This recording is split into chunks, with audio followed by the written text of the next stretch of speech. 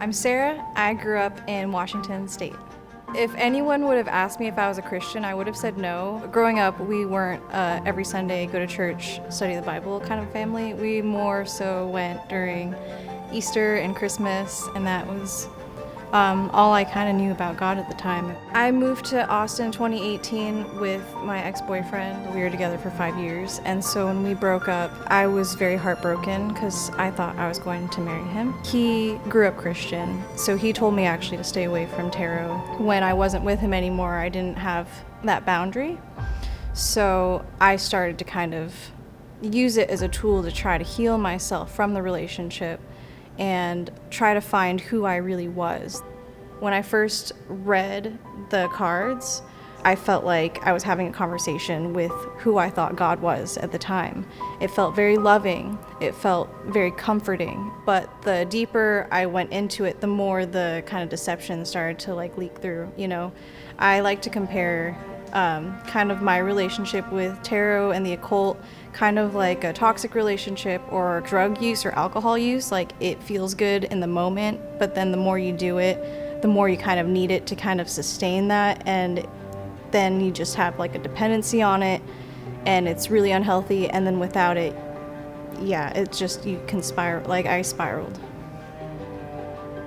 And so once the cards weren't enough, I started using a pendulum, or I started consulting other gods. I started worshiping Hindu gods. I started looking into Buddhism. I started looking into Taoism. And so it just kind of grew into all of these other occult ways to try to find this peace that I was searching and longing for, that I had kind of at that very beginning when I started with the cards.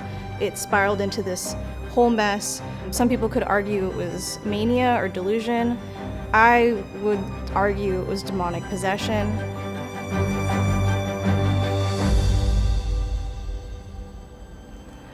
When I was kind of going through the delusion, the paranoia, I would pray to Jesus, and he brought me peace. And so I would turn to Jesus, and then I would get peace. But then I would also turn back to mantras or chanting to other gods, or tarot readings or astrology readings. I would kind of try to do both, and then the spiritual warfare would hit again immediately. And so that's when I started to actually look into the Bible myself. I hadn't read the Bible at all the whole time I was in the New Age. I only opened it for very specific purposes, I tried to use it for divination or things like that, but I didn't just read the Bible. But when I actually started reading the Bible, there was just a shift, and I realized I can't continue doing both. I can't continue on, and so I had to pick. Either I live for Jesus, or I, turn back and do the things that I was doing before. September 24th, 2022, I gave my life to Jesus.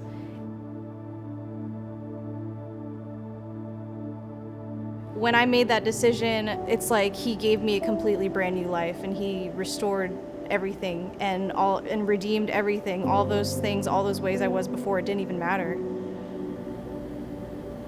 We made a video for you. We want you to watch it. Here it is.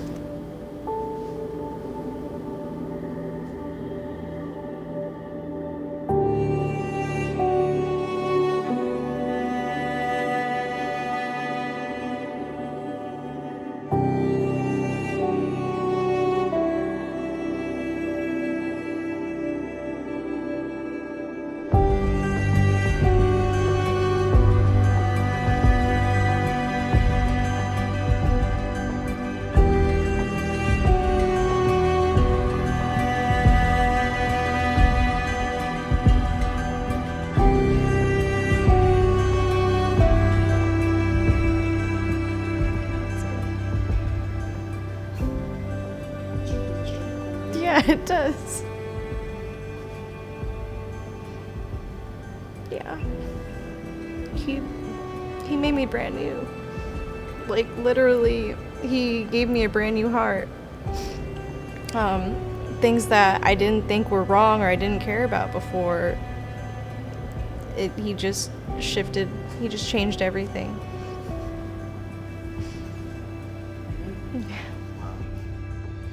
The greatest takeaway I've had from just this experience is like we're all lost and we're all seeking guidance.